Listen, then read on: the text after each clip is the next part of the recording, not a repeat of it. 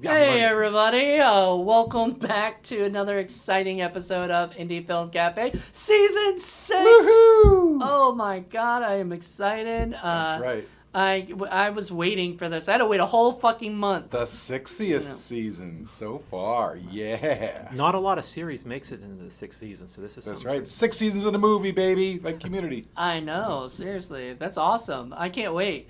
So this will be January when this comes out, but right now it's actually September.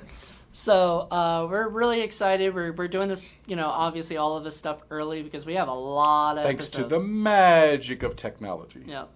But we got a lot of episodes to cover, and I'm really excited for that. So we're going to talk first about the fact that it's me, Jonathan A. Moody, as the host, and I've got my co-host. Paul A. Presenza, otherwise known as the Moo Cow. Moo. And we also got... Joe Turek, and I'm here as the resident victim of the session. Yes, or otherwise known as the special guest. There's an all-sick flick production crew today. Yes, we're all producing partners of Sick Flick Productions, and... Because we couldn't find any other victims out there. Yeah. No, we can. We'll have more people. I don't know if this is really going to be a victim one, this one, but never know. Yeah, I'm trying to be nice Joe on is this one. skating by this time. And well, I was trying to do that on the last time that he was here, and he actually didn't like the movie, and that was the janitor. Right. But the original plan was to have A Better Place as the movie, and that's what we're going to be doing today. So hopefully it works. It didn't work the last time. I had to buy a whole new movie. Hopefully that will work. I don't know what the problem was. It has no scratches on it, so there should not be any problems. So this is not the sketchy Russian porn site version of this film? That's the ones that you go on. If you had it, I mean, you could probably find But it. you must kill moose and squirrel. Yes, exactly. But so we've got a really fun show planned. You both have not seen this movie. Saw the first 2 minutes. I know. That's right. Maybe a minute. Yeah, if that, before- yeah, exactly. Yeah, you saw the introduction, which we're not going to do again. Yeah. The Kevin Smith long This introduction. is the version that doesn't have the skip. I hope. We'll see when we watch the movie, but if not, we're going to be recording a whole new movie, I guess, or whatever, so I hope not.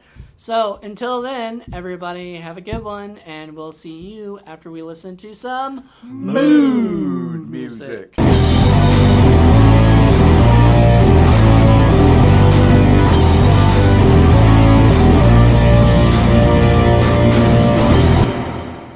And we are back. All right. So this is finally you guys get to see this. This was planned for season 5, and now season 6, it's here. So I'm gonna go around and ask. So Paul, what did you first think of it? It was interesting. It's a nice little extension of the View Askew universe. That's always nice. I mean, you know me, I'm a huge Kevin Smith fan, and I'm a fan of everybody involved. So it was fun. That whole sort of underside of the Jersey kind of stuff that they like to do. It's always pretty interesting. It was a different movie. It wasn't like a comedy or anything. Right. This was right. a straight drama with a little comedy, but not like laugh out loud, but kind of comedy stuff. Little things. Yeah, there was a couple things at the beginning that seemed comedic, like you're peeing in the pool, in the tub and stuff like that. But We'll definitely get into that. Yeah, we'll get stuff. into stuff like In that. retrospect, that's comedic, more a foreshadowing of the guy being nuts. Yeah. Yeah. But Being overall, kinda yeah, fucked definitely, like you're saying, a different take on the universe and going in a little bit different direction. I think was really good. All right. It's a little unpolished, a little indie-ish, but still pretty cool. And to be able to make a whole movie like that is, that's great. And so, what did you think, Joe? I think I'm sure it had a pretty small budget, which I'm sure you'll talk about at some point. But I was impressed. You were impressed? Yeah, I thought it was. I wasn't quite sure what I was getting into, but I'm glad What am I you getting enjoyed it. into? Once again, this was my original plan to show you, and then I thought, oh, the janitor since this wasn't working, the janitor, and then you didn't like the janitor. Well, the janitor's a little different. Well, yeah, but I mean, you know, well, I to still your- thought it was a good movie. Janitor, I would say, would be a little bit more polished, probably, than this. And more gory. Yeah, oh, absolutely. Well, there was a lot of good blood in this, too, for the type of story this was, but obviously the janitor had blood for other reasons. Yeah. And there's no boobs in this or anything. That wasn't, I don't think that was ever. Unless like, you count Ethan Suplee. I don't think I didn't see any of his boobs. No, you know. no. But anyway, we'll get into a lot of the actors and characters and stuff. Let me go kind of into some background. Yeah, do the background on that. So basically, a lot of people probably might know this if you're a View Skew guy like I am, but Vincent Pereira is sort of known as the View Skew historian. He was there from like the conception of the idea back when Clerks was just called Inconvenience, I believe. Kevin Smith let him read it and stuff, and it was darker and it was more. That was originally they had bonded over like Twin Peaks and stuff like that, and it was more Twin Peaksy, you know, kind of weird, kind of like whatever. And then it became the Kevin Smith movie that everybody knows it as and everything. Interesting, because this is definitely darker, but definitely no Twin Peaks stuff in this. No, and this wasn't. I don't think that this was a fairly Vincent type movie, I guess, or whatever. Not that a backward talking midget wouldn't hurt. Yeah, It always it's true. helps. So anyway, he ended up. Then Clerks became this big, huge hit. They made Mallrats. That wasn't that big of a hit, but the Weinsteins, who I guess not a lot of people talk about now or whatever, but the Weinsteins had given money to Kevin as part of his deal that he could produce other people's films, but they were very low budget. One of them was one we did for What the Fuck Friday, which was called Vulgar. Another one was called Drawing Flies. We'll probably do that at some point. Then there's a movie called Big Helium Dog that Brian Lynch did. Brian Lynch is actually in this movie. And Vincent Pereira plays the cigarette fairy in that one. So kind of role reversed of stuff. And I think Vincent had a big hand of producing and helping with Big Helium Dog as well. And then there was this movie. And this movie I think only cost about 40 to 50 grand. Sounds about right. And it was pretty much done in, was it New Jersey? That's a larger budget than Clerks then. That'd be larger budget than Clerks then. Oh, yeah. Larger budget than Clerks. I mean, Well, that's one of the color, benefits of coming after a movie that goes hit. yeah. And it was larger budget than Clerks, and it was in color. So that was another thing. Which I think if it was in black and white, it still would have looked cool. I mean, I would have probably liked it still. But then and then of course, the movie kind of became what it is. It's just a story. Now I'll read what it says in the back of the box for the story, and then we'll get more into like actual scenes and stuff. But it says from View Askew Productions, Clerks, Chasing Amy, Dogma, and executive producers Kevin Smith and Scott Mosier from Good Will Hunting. Comes first-time director Vincent Pereira's edgy teen thriller. Filmmaker Magazine said that. Barrett Michelson, Robert DiPatri, is having a bad first day at his new high school. He is badgered, ridiculed, and nearly beaten up. He finds an unlikely ally in a local loner, Ryan Walker, played by Ian Bailey from Almost Famous, and he was also in Fight Club.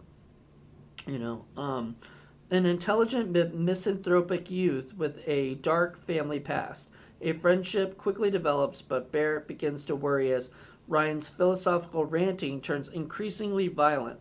When Barrett does the unthinkable and makes peace with local teenagers Ryan so despises, Ryan loses all control in an attempt to drag Barrett down into his world of hatred and destruction, and Barrett must find a way to escape.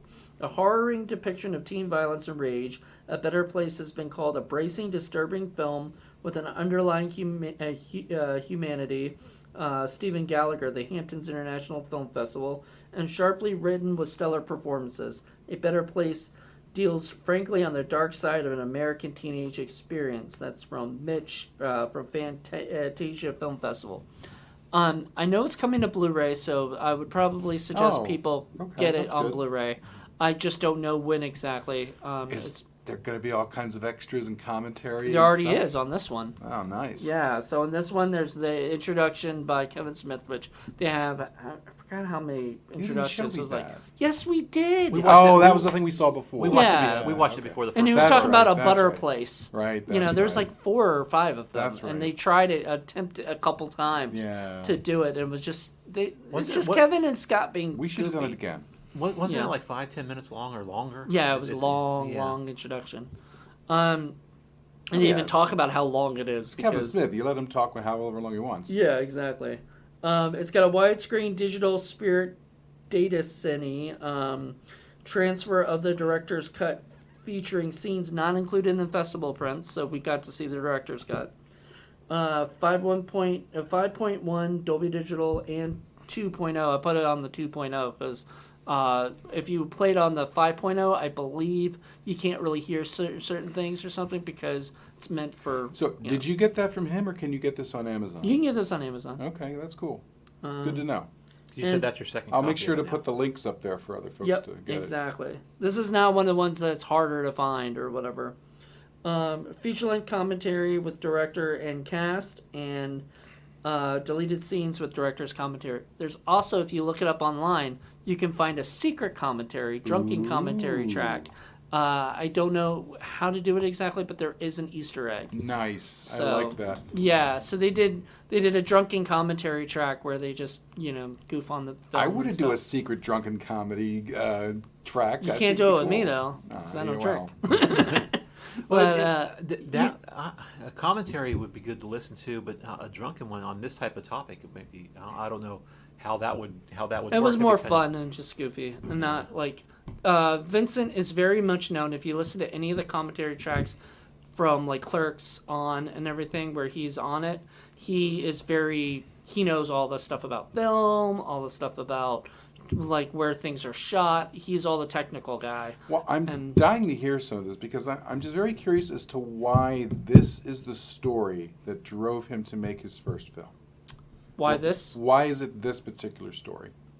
I'm not sure if they even touch on that in the commentary because a lot of it, once again, is technical, like where they shot, how they shot it, things like that. But It's such a maybe, far departure from the world that he was part of that got notoriety. I mean, it got fits support. Yeah. more in with Vulgar, I think. yeah, But it's just, I mean, I'm just, was it something personal? Was there something autobiographical? Was it something that he just heard from somebody else? I mean, why this particular plot? I think of And I'm why. sure from a historian standpoint, he would be able to say this. And just was Columbine. When did that happen? I can't remember. Oh, off that the top of my happened in head. '99. That 99, happened so that was after this. Was okay. yeah.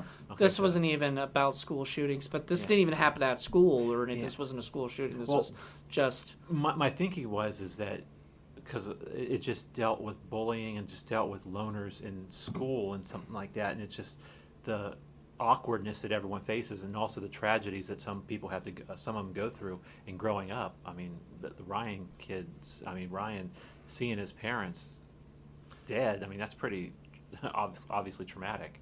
Well, I had asked him because there is one scene particularly that was very. That one scene where he's kind of talking about, how we can destroy everybody, like government sanctioned abortions, that whole like monologue. And I asked if he went to a really dark place to write that, and he said not really. And he had some people can just write this stuff and just don't even have to, whatever. But he also said that was actually that was supposed to be more dialogue with Barrett, but it just wasn't working, so they gave it all the dialogue basically to Ryan. Yeah, and, that makes more sense. and that's why it ended up where I think a it lot of works it was better. more Yeah, like it works pushing good. on him, Yeah. and Barrett's just like standing there staring at him. And I was like, it was one of the best scenes in the movie, I think. Honestly, we'll get to some of the best stuff. So we're gonna talk about the cast. Obviously, the main actor we talked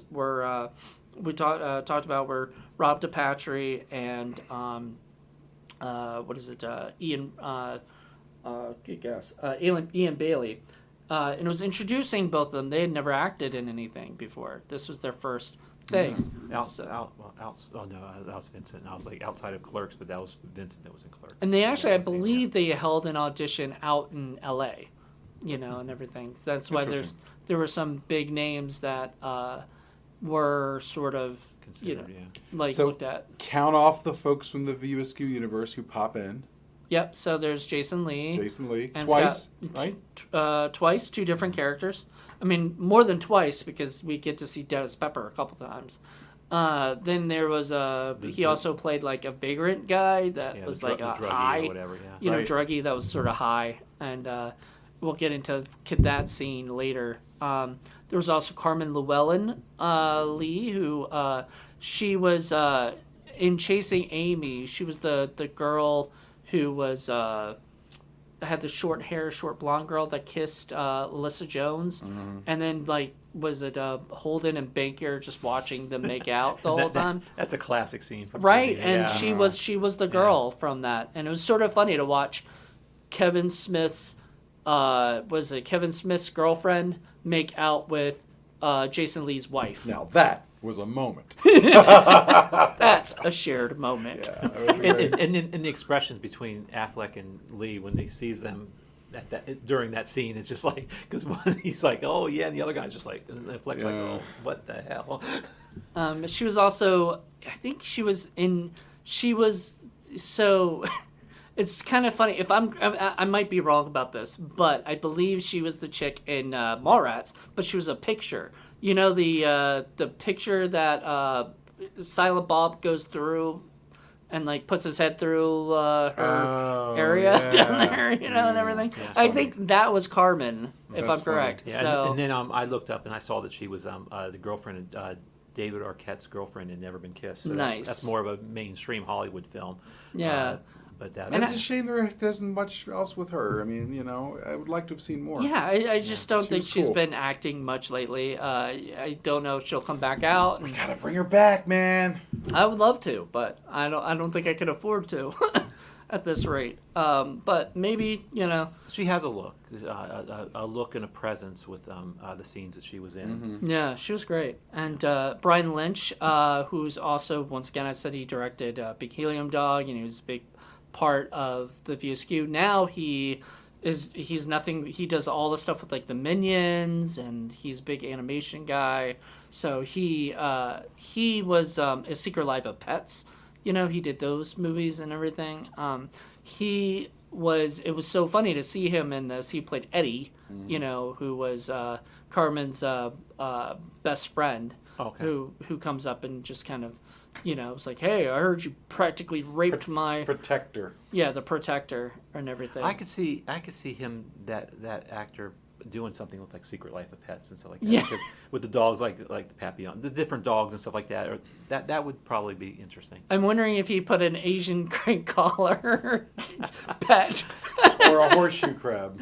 Oh yeah. Well, that was them. Those two people. Oh, I don't want to talk about that. Even though I think the horseshoe crab was dead.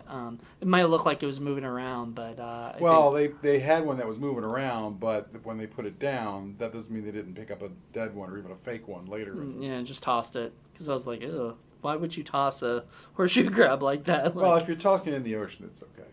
It'll be yeah, it'll be all right. Yeah, maybe I don't know if they had a thing at the end of the credits. No animals were harmed during the making of this film. Did they or did they not? I don't know. No. I don't know.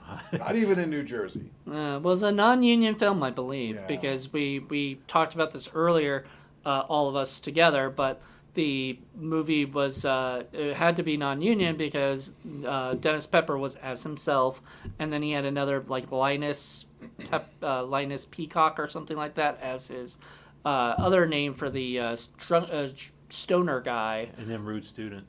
What? Rude Oh, Student. yeah. Rude Student was That's Ethan right. Suplee, Ethan Suplee. who is also in the Mallrats stuff. He was Willem. When am I going to see the sailboat? He was the sailboat guy, and now he does not look anything like Ethan Suplee. He's built and Yeah. whatnot. Yeah, I saw him in a movie recently in the past year or so, and I was just like, okay, he's done a 180 in his appearance and just his way he is. Yep. for sure. Don't forget Scott Mosier. Scott Mosier as the other druggy guy. I thought he was great. Was he the one that was on top of Lee's back, basically? And Yeah. yeah. Yeah, so he's the other guy, and he's the producer. Like, he's the guy who's worked with Kevin from the very beginning, and now he's directed, like, he directed the new Grinch movie and stuff like that. So he's gotten into animation, and I believe Brian might have helped in some way or something, trying to introduce him to I people. expected Brian O'Halloran to pop in at any second. You know, it would have been fun. But we did get another Clerks guy.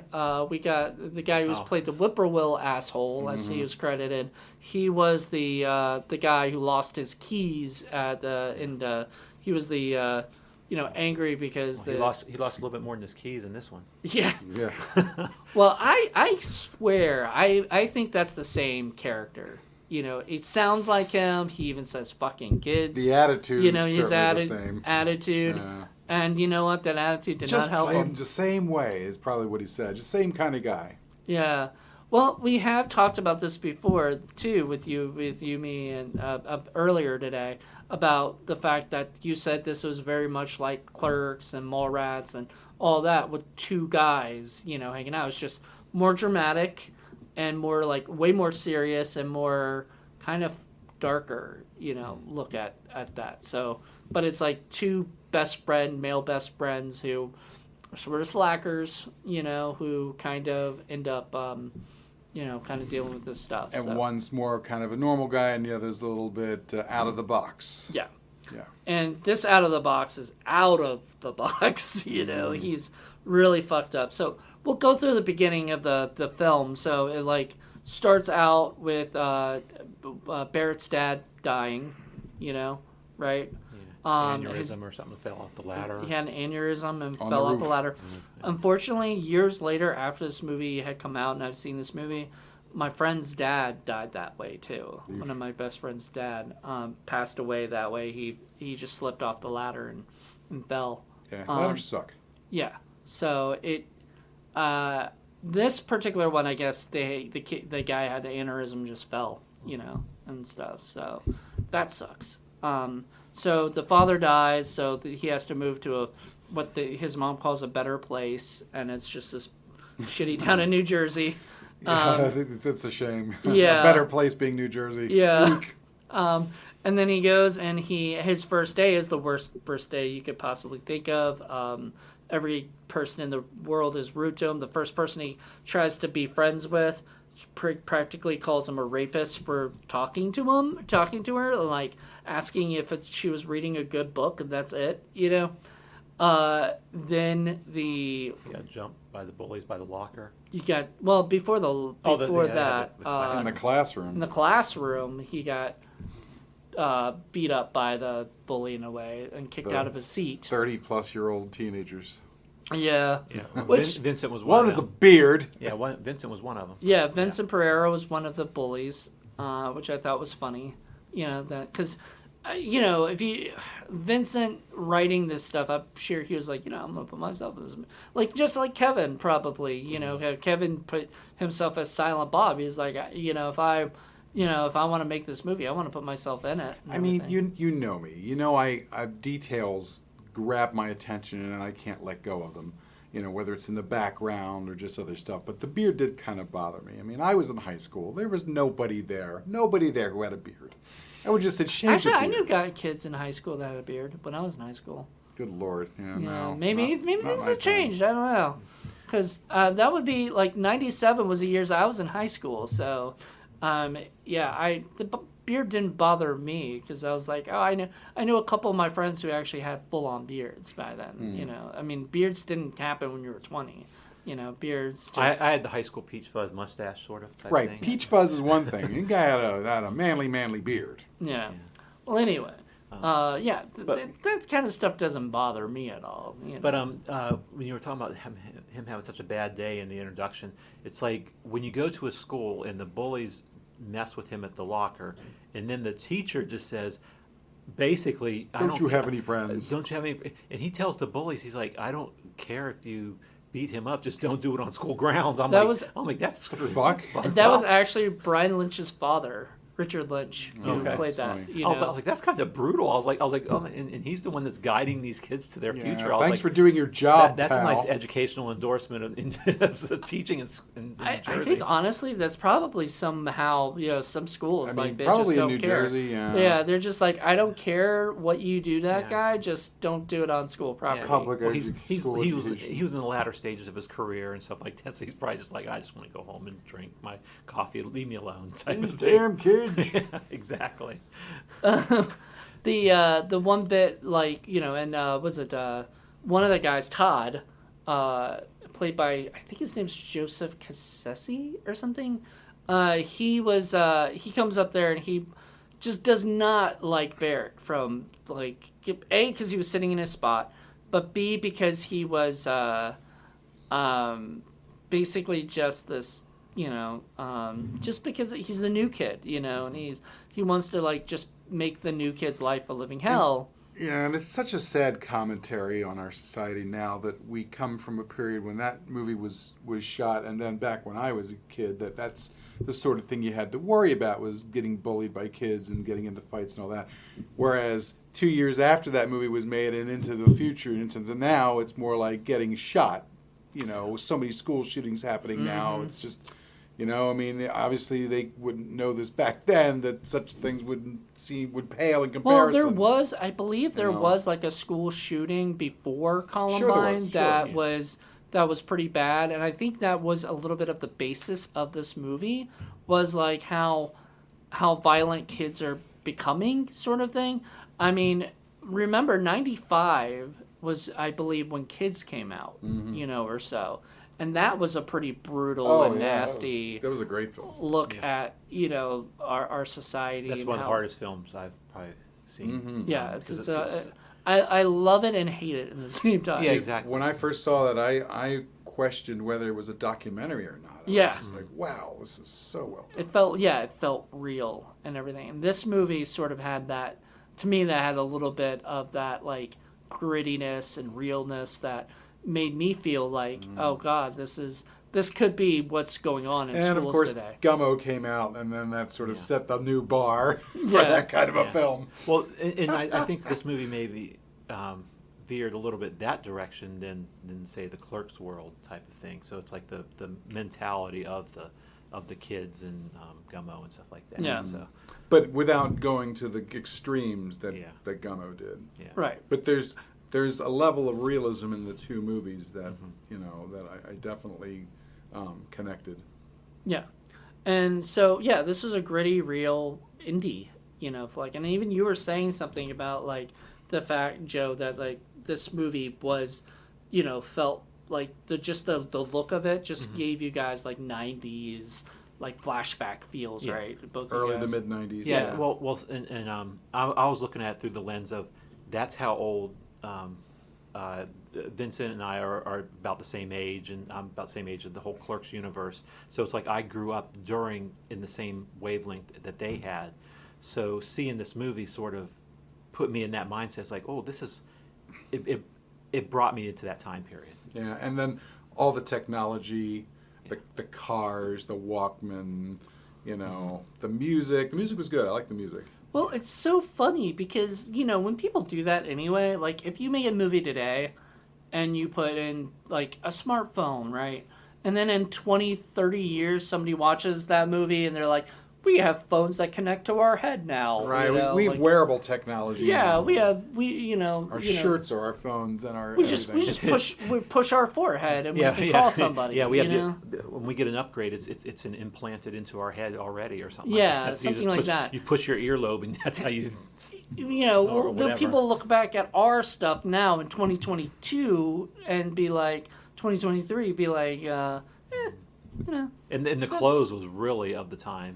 The baggy and 90s that's feel. that's the thing is like everything moves at a certain rate, but it's never the same rate. So technology changes like that.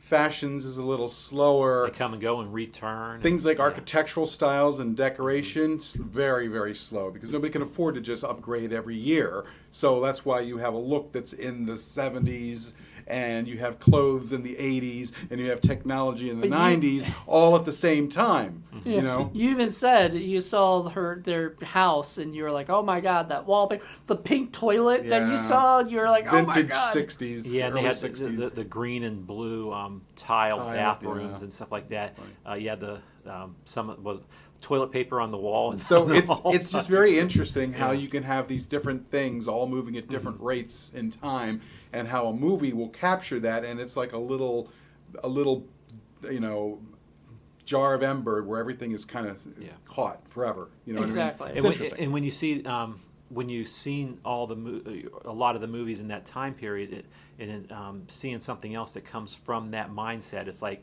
oh, it's kind of cool to bring you back into it, but yet it takes on a story of its own. Right, because I guarantee you, if I were to show this to Lenore, or if I were even to show this to my friend's daughter, Amber Lynn, who's just turning 18, they're going to look at this and they're going to see it very, very differently than we are. Because They might not even like it. might not even like it, but that world, they're going to look at that like, I don't recognize anything in that world. You saw phones that were Yeah. answering machines. And That that big, big one. Yeah. Yeah, they had to flip over the cassette almost inside. Right. Walkman, they're going to be like, what the hell's that thing? And I think it was a cassette Walkman too, because it stopped. I thought I heard the stop thing trigger, but yeah, watching it from a different time period, seeing somebody that's of this generation now, seeing something that took place 25 years ago, they might not relate to it like we do because we lived that. The big clunky wireless phone with the long antenna that you Yep. still had to hang up, you know. So I'd hang up. I mean, it was. And the wired phone, gasp. Yes. It was a time period Yeah. that was definitely very captured. The clothing was very, his sweater that he wore, or whatever. At one point, you said they were wearing shorts the whole time. So I'm guessing Jorts. jorts. Yep. But a lot of it was like probably shot in the summer, so it was hot. Well, I know Because- Kevin Smith loves his jorts though. Yeah. So there you go.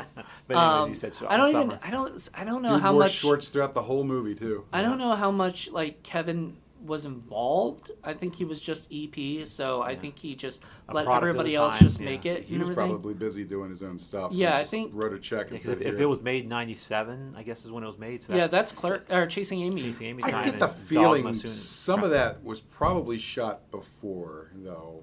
I don't know how much, but I get the feeling some of that was probably Shot before Chasing Amy. Well, before '97 is what I mean. Okay, maybe some of it might have been '96. I'm not sure the exact dates. I'm not that particular. Well, next time you talk to Vince, have to. Yeah, see we'll what have to he get him on says. our show. Get him or on the something, show. Yeah. and he can talk about this. But he was, I actually tried to interview him because he came out to LA and I met with Vincent and everything. And when I was out there, we were hanging out and we tried to do an interview, and for some reason it just didn't my camera just kept messing up. So my phone kept. So I was like, damn, we got like a pretty good interview and then it just messed up. So I was like, it's all right. We'll get a good one where we can have the whole thing, and you'll probably be there chatting with him. So he would love that. But right now, I was just really excited to to do this one as the one back because, there will probably be a lot of stinkers this season. You think? Right. I mean, we had a lot last season. The audience listening to this won't be able to see the evil cackle that Paul just had. That went with the cackle, the look. It's like You yeah. see the difference there. This is the movie that Moody brings in to begin the season, where I was bringing in Actium Maximus to bring in the season. He's I know. he's trying to take it to the title, a better place. Well- He is taking it to a better place. I am, but I'm also, I mean, what the fifth season? I think we start off with like one of the, one of like Miami Connection or something like that, and I just wanted Well, to. you're talking like an Andy Sedaris film or something like that. No, that's no. Miami Connection is like these. I don't know how to describe it, but it was like ninjas and Yeah, stuff. it was lesser oh, than that. Trust Yeah, me. it was lesser than that.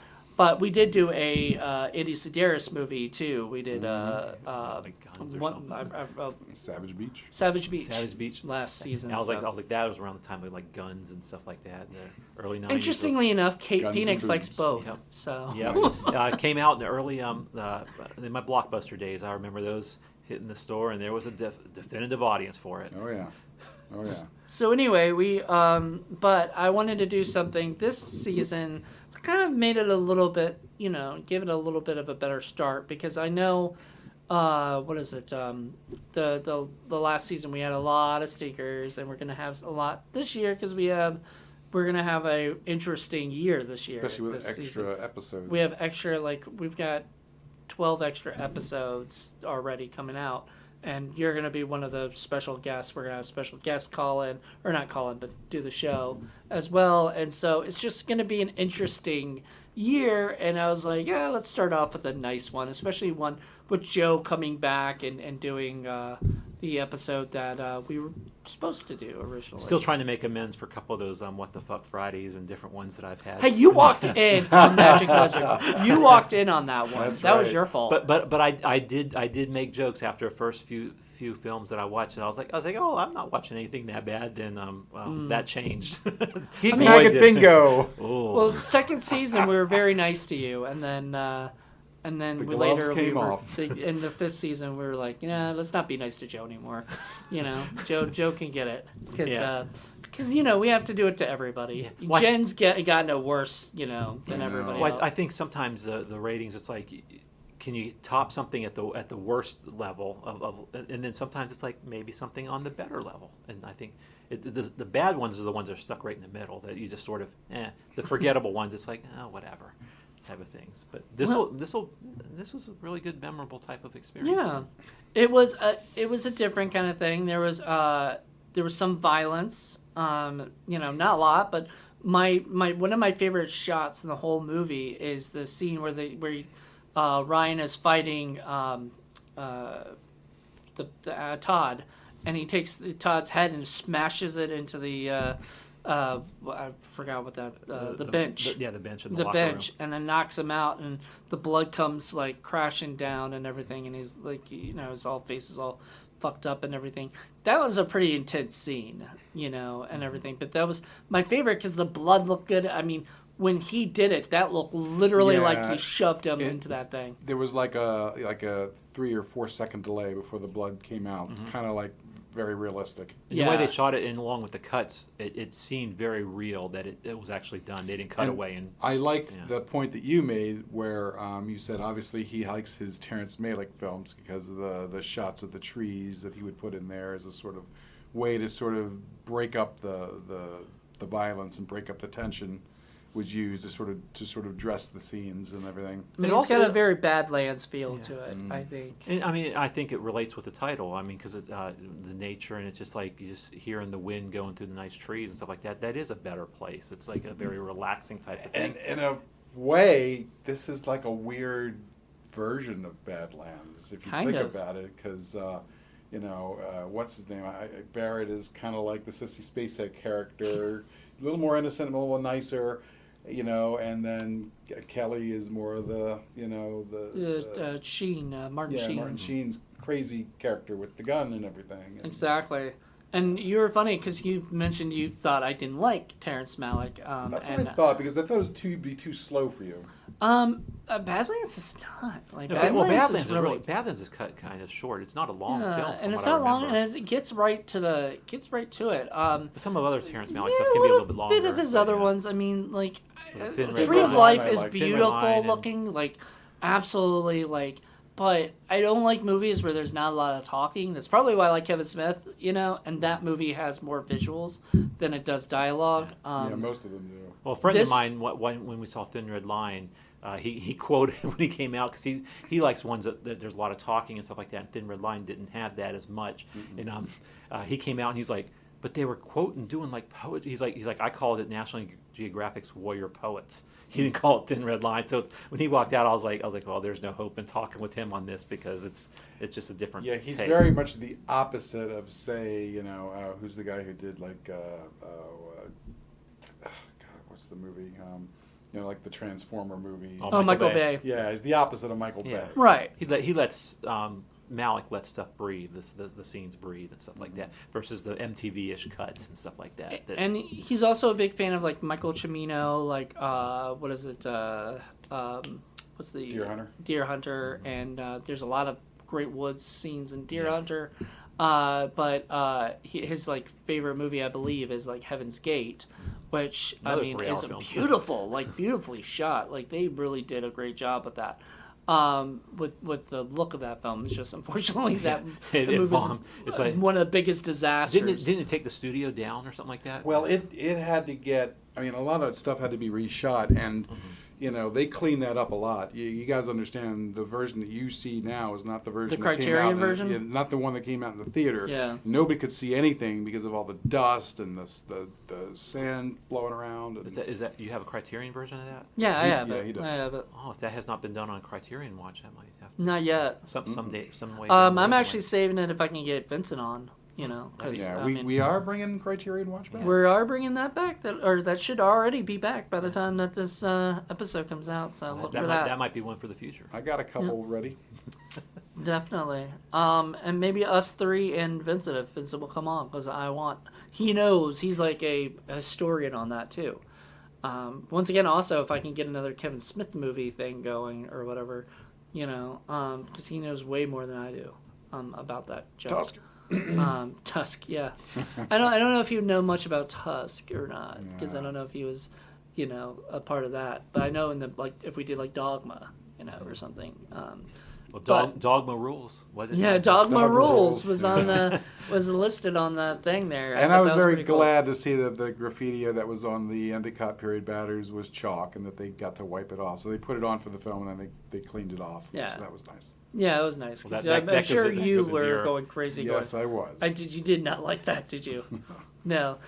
Which is funny because you said you've got those. Yeah, around we've here. got them here, and we get tagged every now and again, and it drives me crazy. And it's these are usually spray paint or Yeah, something, I'm exactly. sure, and that's worse. That's awful. But here, you know, this was chalk, and he was even saying this can be wiped off, you know, or washed off, you know, whatever, no problem. And they wiped off some of it during the one scene. They showed. Yeah, well, and you know, that was actually one of my favorite little shots because that was them right then and there, bonding, and basically Barrett was doing his best to make Ryan, you know, Care kind of about a better something. person, Yeah. you know, but he just, you know, what I like about this movie is it shows sort of like that sometimes you just can't save people, you know, there's some people that you can try. And there are times also when you need to walk the hell away, because that was my thing about him. It's like Barrett's like, why are you sticking with this guy? He's going to kill somebody. He's going to kill himself. It's not going to end well. And Just it leave. doesn't. Just leave. Just walk away. And because he doesn't, that's why he ends up whatever it is that he ends up. You know, putting a gun to his mouth and trying to shoot, and then there's no bullets left. There's no bullets because he, we even saw that, like it said 6, you know, there's 6 bullets. He said there's 6 bullets left in this gun, and then we heard every single one. We were counting, and yep. Thank you for continuity. I Yes. appreciate that. Whoever did the continuity in this movie, I don't think there was any continuity issues. Was there? No. I don't think there was really any. Nothing glaring on a first viewing. No. No, And overall, you know, production looked good for, you know, being a low-budget film. There were a few blurry moments, but other than that, you know, it looked good. There were a couple of scenes that the lighting wasn't so great, but, you know, it is what it is. It didn't really affect it overall. And maybe those scenes, because we did talk about that, it was, you know, it was dark in those scenes, but maybe that's really what the effect he wanted with And it was. it felt like they shot at a lot of different places. Yeah. It seemed like every scene that there was supposed to be a bathroom scene or a bedroom scene or something, or a kitchen scene, it was always very, very different. So it seemed like they kind of shot wherever they could, and There could have been continuity stuff there, possibly. maybe yeah, that kind of stuff doesn't bother me so much, but I do notice it. Right. You know, Yeah, can't and, help it. I wish that, and I know with a smaller budget, they have, and this being shot in the 90s, so they had less, I mean, it cost money for the film and stuff like that. They probably couldn't really do it with time, but I wish they would sometimes had multiple shots to where they could have some close-ups on them. Sometimes, like some of those walking shots, it was kind of trailing, and it was like, I'd like to have some close-up expressions and stuff like that. And I thought Yeah. that brought it down a little bit, but I think that could have been the limits of the production. It's harder to do that budget. as an indie Yeah. for budgetary reasons, and also because, you know, you're shooting wherever you can, and that usually means somebody else's house, which you don't have 24 hour access to. So a movie like The Shining, where they're going to the bedrooms it's always going to be the same. So your brain recognizes that it's the bedroom, and you don't even have to think about it. It's just there. Whereas a movie like this, it's 4 different places. It's because they had to, probably because they didn't have access to that, because it's not a set. They were using real people's homes. And I think the you budget shoot might have when you can, where you can. But with the dramatic story that they had, I wish they could have had a little bit more close-ups a few times. But I understand why. Now I like that most of it takes place outside. Too. Like That was probably wise. Well, it was wise, and it also looked great. Like he was talking about, there was some cool. He was like, I thought you hated the world or whatever, and he said, I hate the people in the world. I don't hate the places. Right? And he was describing, like, there's some cool places, and that was when we saw the area that got what was it called Endicott period batteries. Yes, exactly. And they were walking through Cement all batteries. of those, and I thought that was cool. There was a lot of beach areas. The only problem I have with the beach areas is sometimes you could hear the sound of the waves, which was great, but it would take up somebody's line or something. It overwhelmed the sound of the dialogue. Yeah, which, well, I mean, nothing to do with them. It's just our area can only go up to, like, our sound can only go up to, like, a certain amount, and then, Yeah, and that's, I don't know if they could have ADR'd that later on or not, but I understand why you'd shoot there. Yeah, but exactly. But they got to shoot in a lot of different areas too, outside, outside the school, obviously. Inside the school, which was pretty cool. Like, And they actually had a school. They weren't using something else as a school. Right, exactly. whatever. They had the lockers in the gym the gym room and stuff like that. Suburban Sasquatch. Oh, Yeah. there you go. If you have seen Suburban Sasquatch, there's like scenes where the school was obviously not a school. It was, or no, actually they were using, was it a police areas, but they were using it at a school or whatever, and you could tell it was somebody's principal's office. They had the one shot with the train, when the train was passing and they were behind it. I felt train spotting there. Now this was shot right about the time Train Spotting came out, so it might be an homage to it, but it might have been actually shot before it. So, but Train Spotting's being one of my favorite films. So I like that. They were supposed to jump on the train, but apparently, because both of them are there, they get caught and get thrown off. We don't see that part, which we don't need to. I mean, that would have been a stunt-heavy thing that would have been kind of dangerous. So you're not going to see that. And when it's an independent film like that, you just cut away to them saying that. Same thing with the scuffle. I mean, you can show that. It's just you don't necessarily have to see that. The scuffle at the when they were outside the Gremlin car, and Ryan got beat up. They cut that a little less physical than I thought they would, because the other fights and the other gunshot when he gets shot in the back of the head, some of that stuff was done really well with the cutting. It seemed really accurate. It wasn't like cutaways and stuff like that to make it seem like it was weakly done or anything. So I was really impressed with that. Overall. I'm actually surprised he didn't make Kelly more of an emo type person, because that's how he kind of sort of came off. Who? Was it Kelly? Wasn't his name? Ryan or Barry? Ryan. That's what I meant. Okay. Yeah. Ryan, Ryan was just more antisocial and dangerous. Because that would have been the period, And then we sort of found out, and but you have to think about it. Vincent Pereira hadn't been in school for like 5 years or something, or 6 years, something like that, whatever it was, because he had graduated, I think, probably before Clerks got made, or whatever, and whatnot. So he hadn't really been in high school for a little bit. I mean, he didn't know what.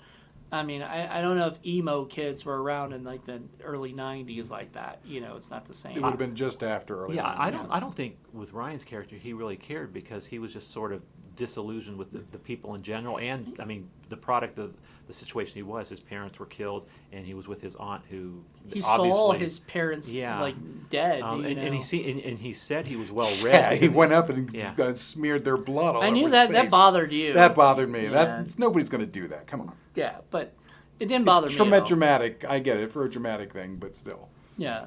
But he seemed well read because he told Barrett that he read all those books that was there. So he was trying to find himself, find his place, and it's just he was. Seder. He's trying to this- find a better place. Who's this Seder guy? Jean-Paul Sartre.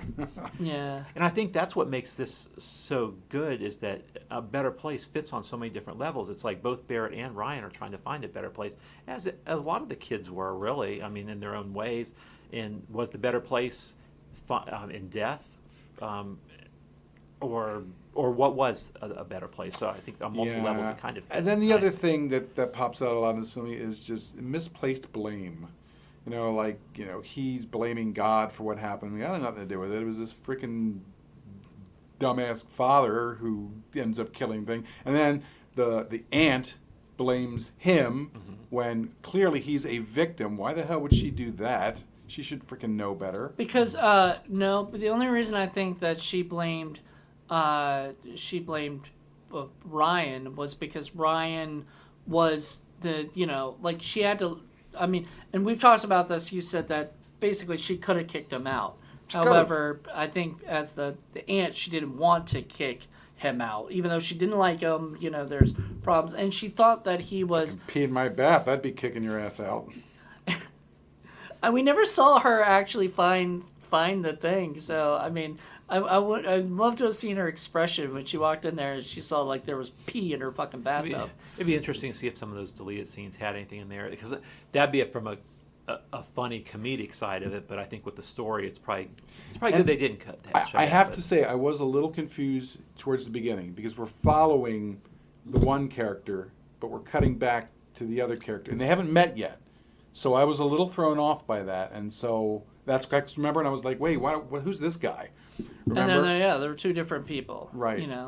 I don't know. I could tell, I guess, which them apart. I could tell that there was two different stories going on at that particular moment. There's two different because we saw the aunt and we saw Dennis Pepper. For the first Especially time. since there is the voiceover beginning, and it's the one character, and we're following him. Yeah. And then all of a sudden, there's this other character. Yeah. And I was like, "Is this the same guy? He looks Nope. different. Wait, Yep. what's going on?" Yeah. And I think some of that might be just fine tuning with experience, and maybe in the next film that Vincent does, it'd be a little bit more cut and dry. To your point, Sure. I mean, this was his first film, right? and Right. that's something to be said too. That this is somebody's first film as a director or writer and stuff, that he did Yeah, something and of this quality. I thought he for a first film anyway.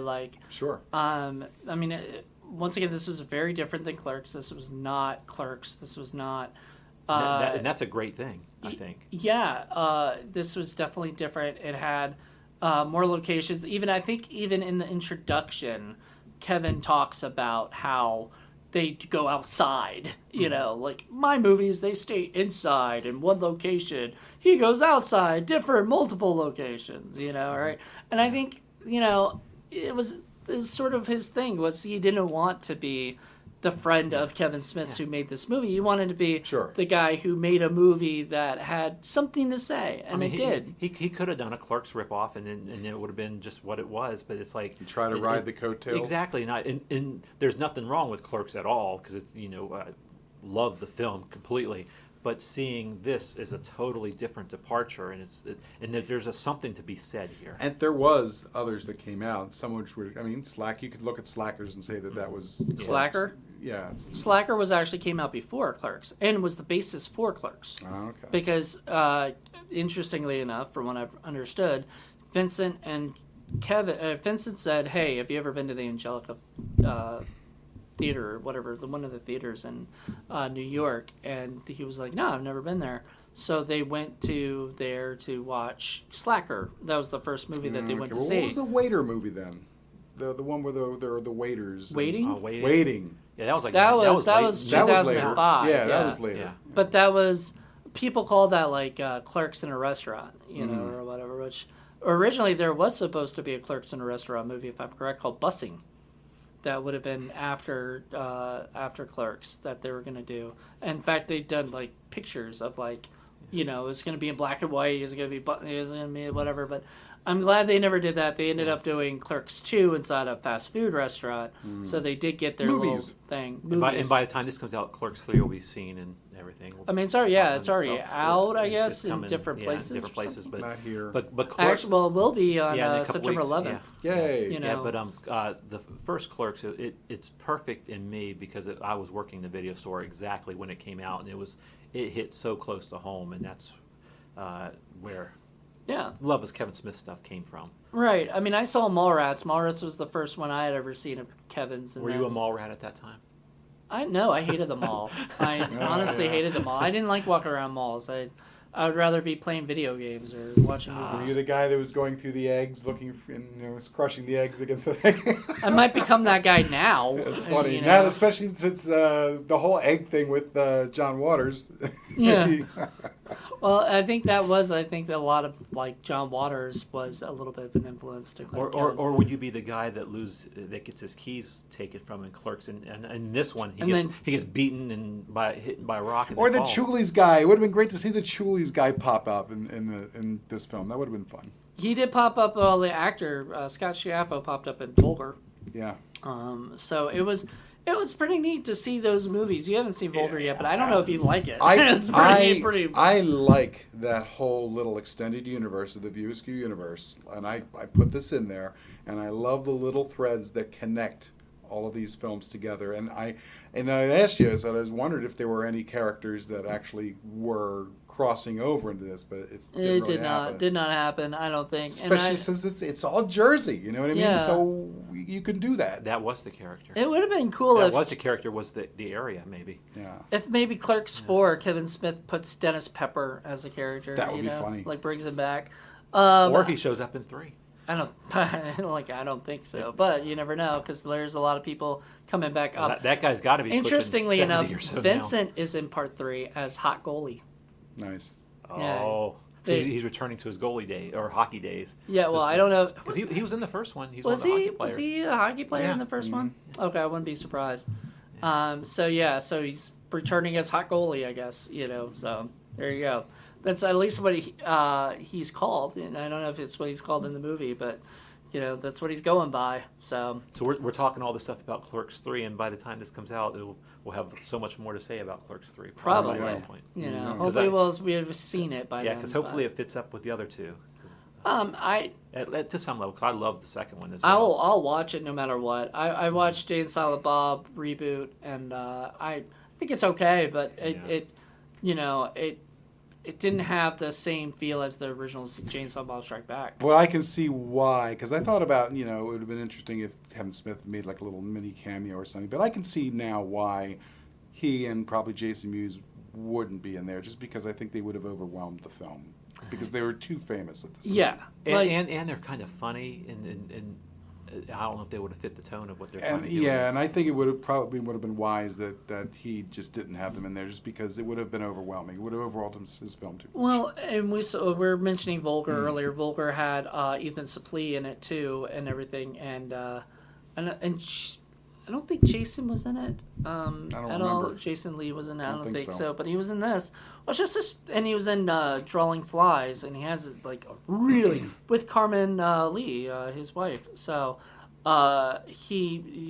that's another movie. Unfortunately, it's short. So if we do it sometime, I don't know if it'd be a short film. Probably not. We'll have to use it as a feature. Call it a feature, but it's a good one too. It's just a different, it's a Canadian, movie done by Malcolm Ingram, who we did do Tail Light Fades, which but that's not really part of the View Askew world or whatever. Or what they call it now. What? Isn't it different? Oh, Smodco, yeah. Smodco. Smodco is what his newest stuff is, because it's like the podcast stuff that he did, and he's and hey, look, he's doing really good in the podcasting world, and Vincent's been on their podcast a bunch of times talking about the different stuff, because he remembers all that stuff. Well, I'd be interested to hear what he has to say on just topics in general, because from what I'm hearing, him being a historian and what he did in this with this film and anything he does in the future, he's got a definite voice of something to say. And he is working on stuff now, Yeah, right? he's got a movie called The Back Scratcher. He is working on. I don't know where it'll be by the time January comes around. Hopefully, he'll be closer to getting it done and getting it made and everything. The Back Scratcher. What could that be? It's a horror film. Interesting. So yeah, I'm excited. I can't wait. I've actually might have read it, Oh, so I know a little bit, but I can't say Okay. anything. Is there a cow in it? There is he's not allowed to talk about it. No, I can't talk about it. I can't say Okay. anything. Sorry. I'll have to wait. You'll have to wait, like everybody else. Mm. But I will say it was a very good script. So Cool. it's definitely different than this movie, but Dark though. dark, yeah. And he's really good at that. Vincent has been in the works of doing stuff for a long time. I and like so, darks and gritty.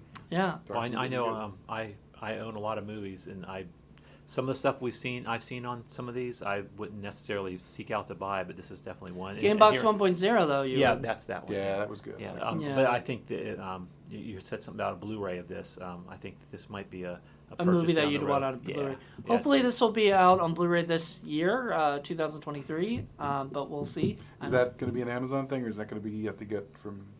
No, someone? that'll be a distributed thing. Okay, you good. know. So it's just a matter. I don't know. He keeps saying it, and then he keeps saying, "Oh, you should wait, showing it till get the Blu-ray," and I was like, "When's that coming?" Come on, let's get this going so we can. So I'm like, I'm Well, just gonna do it at least now. you got a working DVD. copy of it. Yeah, that's fucking terrible that it didn't work on the last time, but whatever. And you were It scared happens. because we did get it to skip for like half a second. You were like, Yeah. Oh yeah. It skipped for a second there when we were watching. I was like, "Oh God, please don't do this to me," because I watched it at home for a little bit. I kind of made sure got through a bunch of the stuff and it was working. I was like, "All right, this should be good." So when was the first time you saw this? It's got to be before 2001 because that 2001 was when I shot. Was it 2000? Yeah, it was about 2001. It's when I shot my first short film that I ever shot. Really, called Outcast, and it was basically, kind of my homage to this. It was about a kid getting bullied and then gets a gun and shoots somebody, and then. Andy Milonakis back then, I don't know if you know who he was, but he was he hosted the film for the first time, so whatever. And he was a part of Angry Naked Pat, which was a part of a company that Brian Lynch worked on and stuff, and was part of the stuff that he did. So you saw this about the time. So you saw it with an eye of somewhat current status of the time period. When you saw it I for the first think time. it You came weren't out like around us. 2001. Yeah, you weren't like us 20 years removed from the time period, 20-some years removed. So No. you saw it then, and I'm sure you've seen it a couple times since Oh yeah, then, and in fact, I used to work at a video store, and I think I've mentioned this to you guys, but I'm going to mention it here.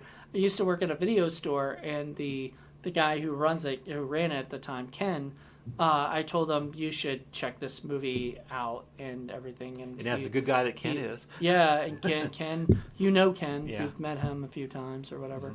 Mm-hmm. He checked it out, said it was a great movie, and bought a couple copies for the store. Just so I wanted the store to help Vincent and View Askew out because I actually thought it was a really well done movie, but it wasn't something that was getting going into the stores. Are you saying you wouldn't have told Ken to get a copy of Actium Maximus? Probably not.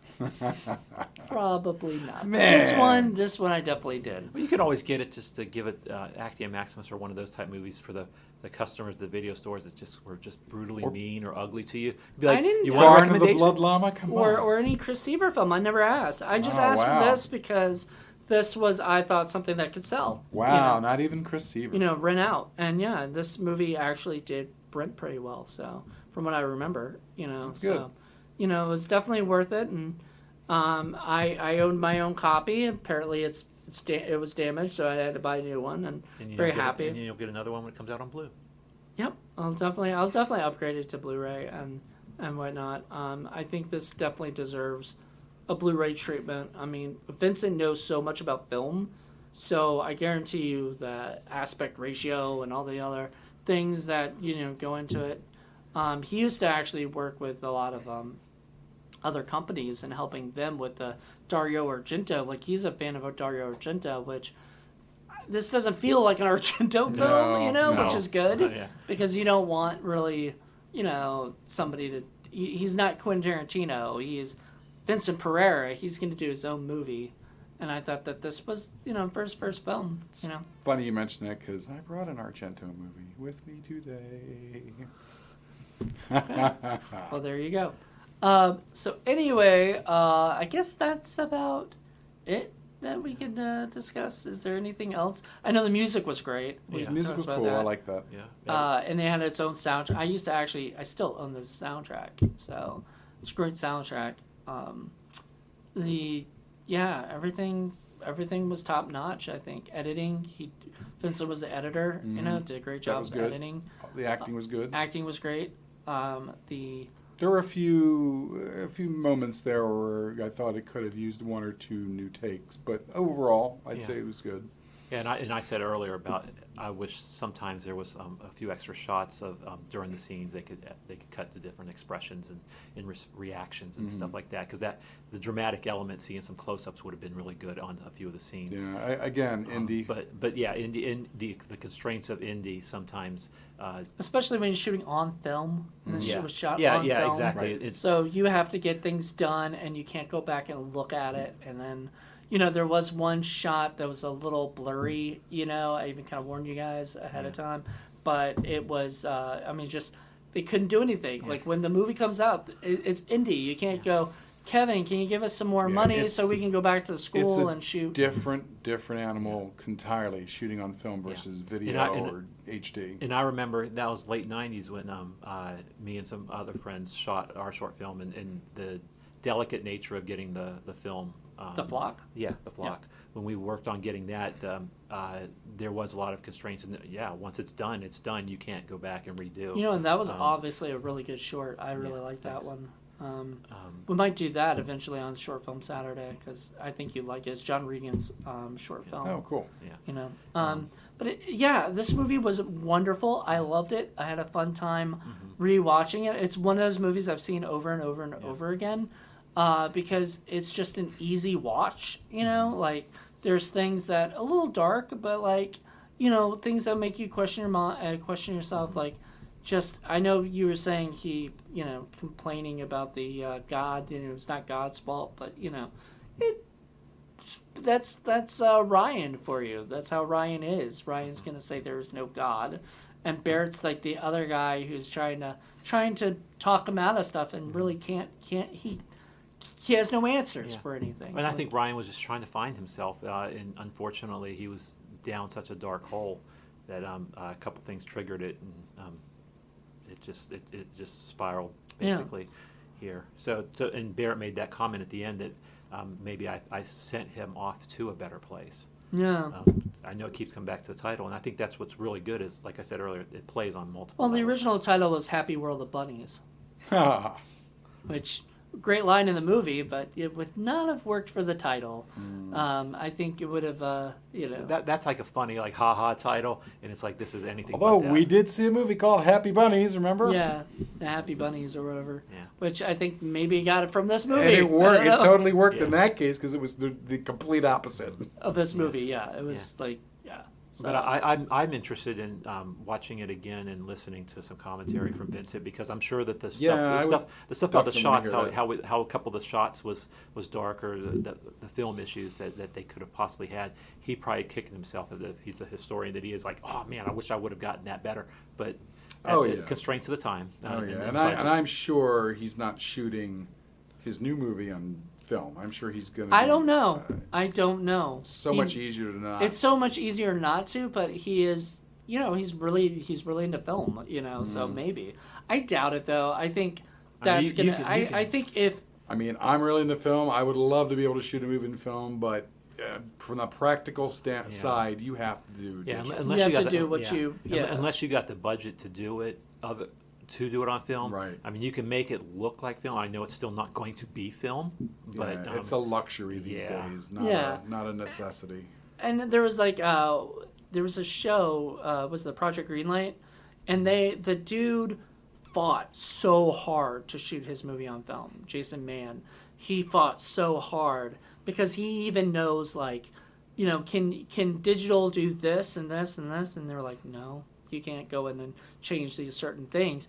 And the thing is, a film person's going to notice the difference between a film and a Oh, yeah. HD. It looks normal very different. normal audience that's going to watch the movie isn't going to be like, man, this is like, I wish this was shot on film. People are just going to look at it and go, it's a movie and it whatever. So this movie, if they could have shot on digital, I bet he would have, maybe. But maybe not, because he wanted to shoot on film and he got to shoot on film. Well, and sometimes you want to be able to show people what you can do on film. Just like I said, these days it doesn't really matter anymore. It's well, when the Red and some of the other cameras do look amazing, do make everything look amazing. They make it pop up.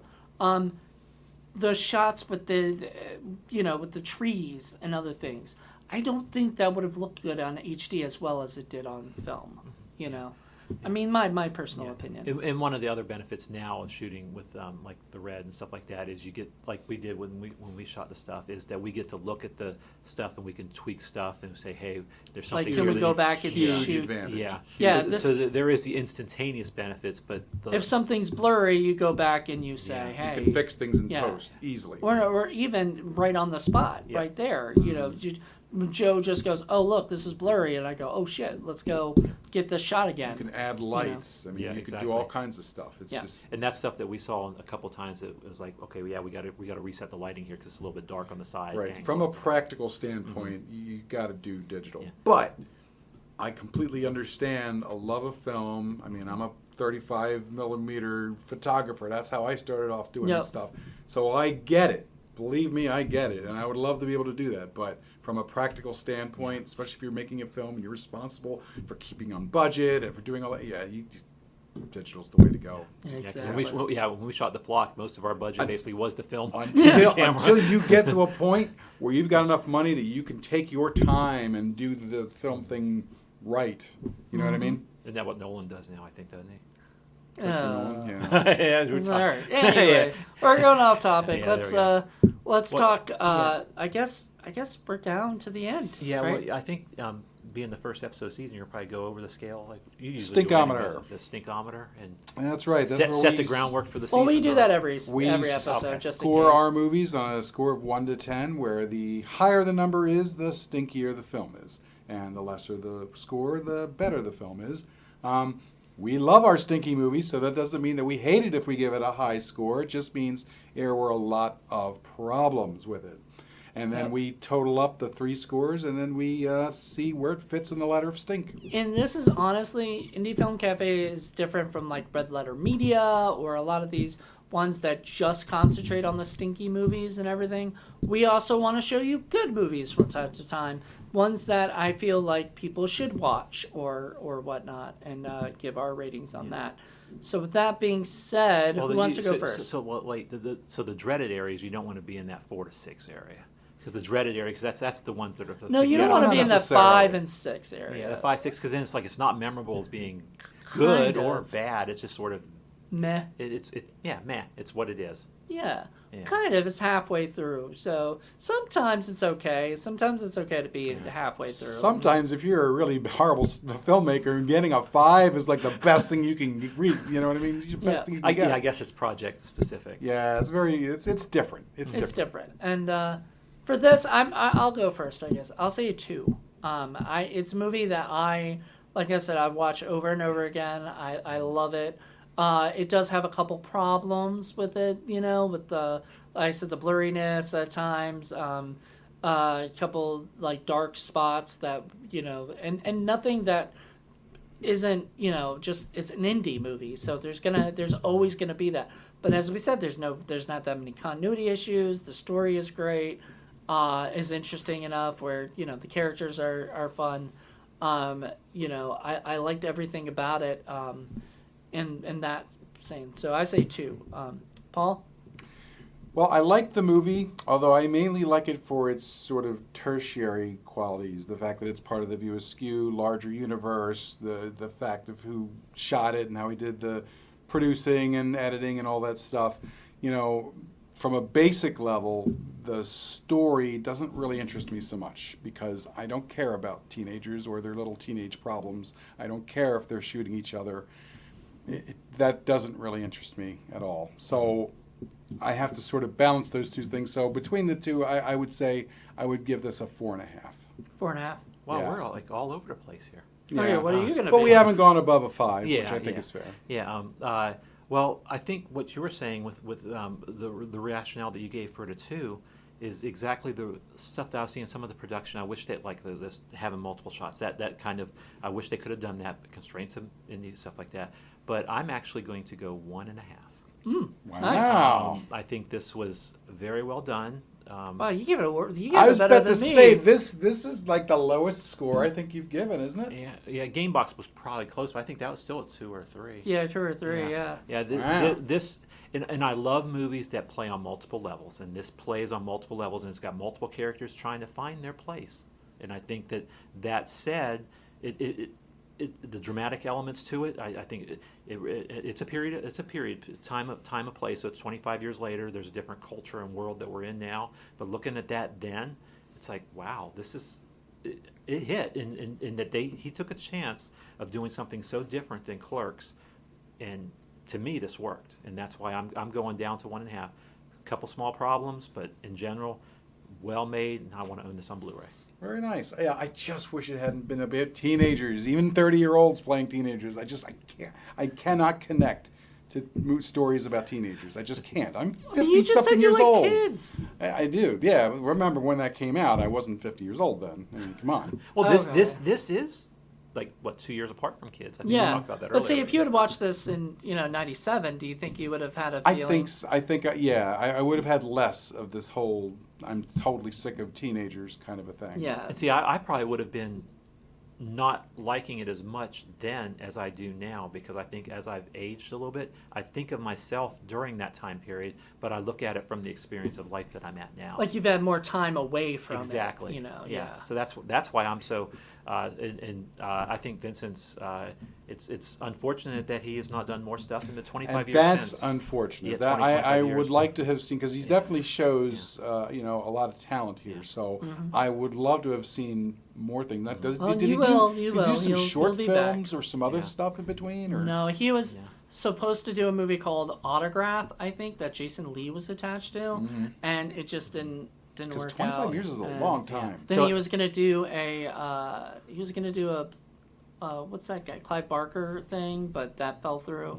So it's just and Each person's got its own story, and maybe he's been focusing on his story and the elements or the podcast or other stuff, and Just busy with yeah, real with- life in yeah, general. well, life in in real general. life, I mean, Yeah, he so- has a real job. He Yeah. does real stuff. I mean, I you can know. relate to that. I understand that completely. But but I think a lot of, I think even before, like maybe even before 2020, but like about that time, he was probably getting to be the point where he was like wanting to come back out. So he wrote the Back Scratcher, and hopefully by 2020, the end of 2023, we'll get the Back Scratcher will be available, or whatever. But I mean, But worst case scenario, I mean, he's put something out there that will, in my mind, it's not something that's easily forgettable. Yeah. It's not forgettable at all to me, because it's something that I think is going to resonate with me. this movie will stick with a lot of people if they see it. So if you haven't seen it, please watch it. I don't know why you listened to our whole thing on it or whatever. 'Cause Well, hopefully it you spoils some. stopped and watched it in the middle of it, and then came back to this. Darn you, Moody, giving us a good movie. Now I'm going to have to be extra stinky this season. I mean, I'm I outta was here. already sure you would I'm out. be, I'm out. you I'm know. out of here. I was already sure you would be.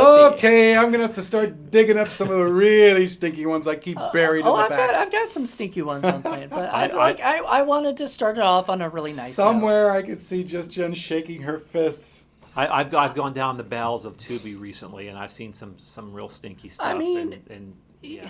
Yeah, but you also did, like, you ended it on stinky. last season. Yes, of course. You start with Yeah. a bang, you go out with a bang. I know. Is that your? I guess your. I mean, hey, I've got a couple of good ones too that I have tucked away that I'll be bringing in. I do bring in good ones from now and again. I did get you to see Faster Pussycat Kill Kill. It's a really good movie. I thought Sarah liked it, but apparently she said she did not as much as she, whatever. So So you're going to take this to a lesser place or a better place. lesser place. A better place. On a a better different place perspective, than a yeah, different perspective. Yeah. a stinkier place. Yeah. Eventually, but right now this is not stinky. This was a pretty good one, and I think, like I said, I wanted this last year. It didn't work out. I'm glad it worked out for this season. And I was glad that I always wanted to show Joe because I felt like Joe would like it. And Joe liked it more than I did, apparently. So there you go. And I think that seeing, I know they're always talking about the stinkometer on the rough side. Maybe seeing stuff. Maybe you got to go down the stinkometer and check out, or the ladder of stink, and see the ones that get like Joe, the lower. are you saying you like this better than Magic Lizard? We need to show him Wang Wang. Yes, we should. I consider Let me this a show film. you a little wang. Magic Lizard, I don't even know if that's a film to me. But it'd be interesting to see if you guys top this and on the other end of the spectrum. We have gotten some good movies. We've gotten some We've good snuck movies. some ones in there. So We've done that. you set a bar on this side of the equation. Now you And got to work that's on the other side. thing I think that separates us, from the other folks that are out there. Yeah, that's once again that's where once again a lot of people do make it their goal to watch I mean, stinky I movies. try not to do anything that's in the middle, like you said. The numbers to sort of avoid, if we can. It's more fun to do the crappier ones. They tend to be our more fun shows, but it's good to do some good ones too. There's Also, a palate cleanser. Yeah, exactly. When in 2000, when I was kind of going through my I want to find indie films, right? Because this movie really, this and Clerks, but Clerks was a little bit different in the sense of like it was black and white and it was, different stuff. But then I started going down this rabbit hole of like 90s and early 2000 indie films, and I found some ones that will be on Indie Film Cafe that are really good, and they show off. Like one of my favorite ones are like ones that go to like Sundance ones, like Amongst Friends. I don't know if you guys ever seen that one, but that's a really good one. And I just bought that, so that's going. Is that an Ed Burns? No, it was done by this guy Rob Weiss, and he later on went on to Entourage. Yeah, I have some stuff tucked away too. I usually save them for other shows though, things like Film Freaks or Criterion but Watch. I don't do my indie films for Film Freaks. I want to do those for the Hollywood movies, the bigger movies. You do those, like you'll do the more ones that people don't know well enough or whatever that you think are great. I tend to do that for Indie Film Cafe because I want people, because this is our flagship show. Like this is the one I want people to see good movies too. And I think this is a perfect movie to have to prop up, even though it is a bit aged. It's one to be propped up. Well, if we're For good talking reasons. about being the angel on the shoulder and the devil, I'm definitely the devil on the shoulder You're definitely the devil. I'm trying to get people to watch Blood Freak and movies like that. But once again, a lot of Red Letter Media stuff are already covering those things. I want to find the ones that they aren't covering too, which sometimes those are the stinky ones that nobody's heard of. We covered Blood Freak first. We did. Thank you. That's true. We did that. They just I literally like just did that beating one. them to the punch. I know. So, so we could say we've seen that. Maybe they're going to start watching our show That's right. and getting ideas for, Been there, done that. But anywho, thank you guys. This has been a great first episode. Next week, it'll be mine again. And you get 2 in a row to start it? yeah, so the way that it goes, and this is an interesting way, is I get it the 1, 2, then it's a special guest, then it's Paul, and he's gonna do like one in the studio. So I'll have one in the studio, one Zoom, Gotcha. and that's how it's gonna be. Like it'll be Paul. Next month we'll have it will be just me studio, then Paul studio, then what is it? Special guest, then Paul Zoom. So it will be. He'll have. Each of us will have one in the one studio, one Zoom, then And then it alternates. Is that he Alternates. have two, and then next Gotcha. month I'll have two. yeah. So I'll have 2 this month, and he'll have 1, and then next month I'll have 1 and he'll have 2. Gotcha. So it all works out, evens out, but So prepare yourself for a very stinky February. yes, or even in January. I have no idea what you have planned for. So it's gonna be like Rotten Valentine's. Oh, I've Day. already got next movie picked out. So. So you got The next you movie? got Rotten Valentine's Day type of ideas and stuff like that. And I think we have some already planned that even Paul is excited to show this year that I talked to him about, and we've got that planned. So it's gonna be a fun year. I might be easy on you, but if you get Paul someday, just be careful, because Paul knows now that you saw this one. Yeah.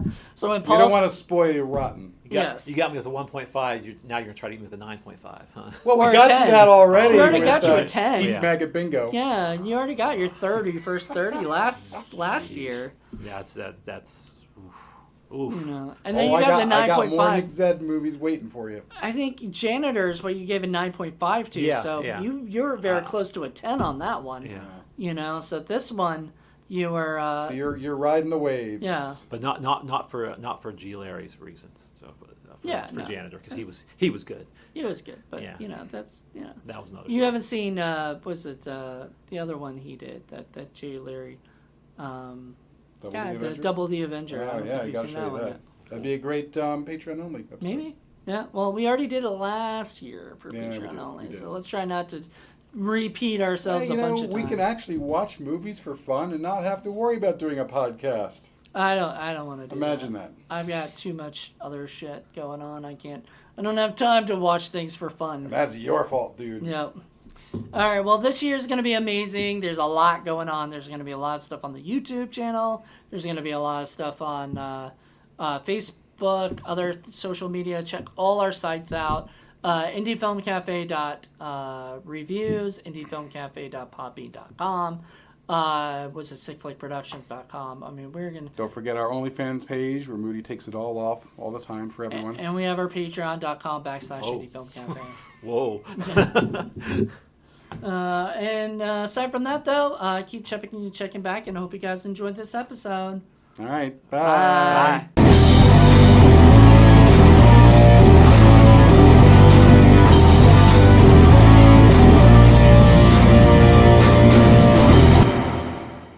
We're going to test this out right now and see how loud it is. It looks okay. Well, what about you, Paul? Cow farts. Just talk normal. Oh, cow No. farts. No, that's not normal. you went. You high, went like went very low. low. Cow farts. That echoed. That Hello. echoed. Is this sounding all right? Clear? Higher? Lower? Probably need to get closer to the mic. Hello? Raise the Yep. animal bag higher. Higher. All right. Well, there you go. I'm just Okay. talking normal, and there it's louder. Okay.